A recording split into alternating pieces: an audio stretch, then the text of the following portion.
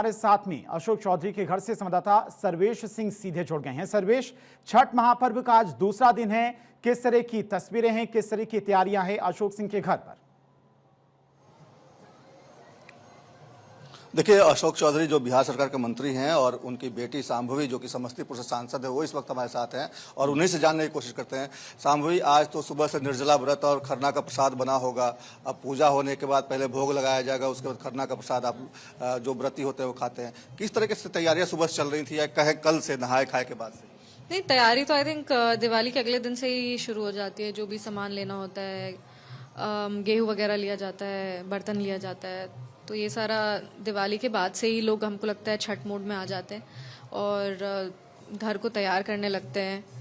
फिर नहाए खाए के दिन से आई थिंक जो सब्जी वगैरह होता है उसकी खरीदारी शुरू होती है, फल वल की ये खरीदारी शुरू होती है। कल हम लोग नहाए खाए किए थे, कद्दू भात जिसको शुभ मानते हैं उसको हम लोग खा के अपना व्रत शुरू किए थे। सात्विक पूरा भोजन होता है और एक तरह से हमको लगता है साल में एक ही बार इतना अच्छा स्वाद उस खाने का होता है। बाद में आप बनाओ तो वो स्वाद आता ही नहीं है, तो वो खाली नहाए खाए का प्रसाद का वो स्वाद होता है। उसके बाद आज सुबह से सारा निर्जला व्रत करके प्रसाद बनाया जाता है हम लोग के घर पे। हम छठ एक ऐसा पर्व है जिसमें सबका आई थिंक परिवार का अपना परंपरा होता है। ऐसा नहीं है कि एक ये हार्ड एंड फास्ट रूल है कि सबको ये फॉलो करना है। सभी परिवार अपने हिसाब से अपना व्रत लेके चलते हो, पीढ़ी दर पीढ़ी लोग इस परंपरा को पास करते हैं। तो हम लोग के घर पे दोस्ती रोटी बनती है, मतलब 2 रोटी को हम लोग, ये हम कहीं और नहीं देखें, अगर होता होगा तो आई डोंट नो, पर बिल्कुल पहली बार मैं भी सुन रहा हूं। हाँ, दोस्ती रोटी होती है कि 2 रोटी साथ में बनती है, मतलब आप उसको चिपका के फिर आप बनाते हैं उसको बीच में घी लगा करके। तो ये रोटी हम लोग बनाते हैं, दोस्ती रोटी। गुड़ का खीर तो बनता ही है और हम लोग बनाते हैं एक गुड़ का पिट्ठा, चावल के आटे में गुड़, नारियल ये सब भर के, और फ्रूट्स जो फल होता है शुभ जो होता है वो सारा होता है फल फूल से। हम लोग अभी खरना का पूजा करेंगे, भगवान भास्कर को अर्घ डालेंगे, शुद्ध दूध से और जल से हम लोग अर्घ डाल के थोड़ा सा एक छोटा सा हवन करके भगवान भास्कर का, और फिर हम लोग ये व्रत को प्रारंभ करेंगे, जो मतलब मेरी मम्मी करती है, और फिर यहाँ से वो निर्जला व्रत शुरू हो जाएगा। फिर मतलब आज जो दोस्ती रोटी है और जो खीर होता है जिसको रसियाव भी कई जगह पे बोलते हैं, तो वो उसका पहले भोग लगाते हैं और भोग लगाने के बाद व्रती उसको पहले ग्रहण करते हैं, उसके बाद सब लोगों में बिल खाते हैं उसको। करेक्ट। तो पहले भगवान को प्रसाद बन लगता है, प्रसाद पहले भगवान खाते हैं, उसके बाद जो व्रत करते हैं वो खाते हैं, और उसके बाद जो परिवार वाले होते हैं वो सारा खाते हैं।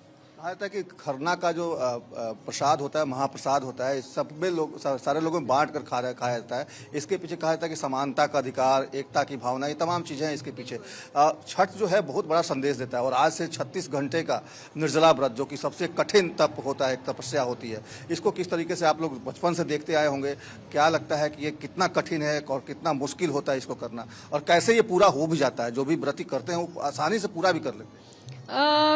देखिए, छठ पर्व सिर्फ पर्व या त्योहार नहीं है बिहार वासियों के लिए। ये छठ सिर्फ वो लोग कर सकते हैं जिनके मन में सही में आस्था और भाव हो, तभी छठ का ये जो व्रत है वो पार लगता है। और हमको लगता है हर परिवार में कोई ना कोई होता है जो बहुत खूबसूरती से और मजबूती से इस परंपरा को, इस रिवाज को, इस जो कहते हैं ना कि इस आस्था को बरकरार रखते हैं। मेरी दादी की मम्मी करती थी, मेरी दादी करती थी, आज मेरी मम्मी कर रही है, और मेरा हमको लगता है कि अगर सौभाग्य होगा तो कभी ना कभी हम भी इस व्रत को करेंगे, क्योंकि ये हम लोग का संस्कार है।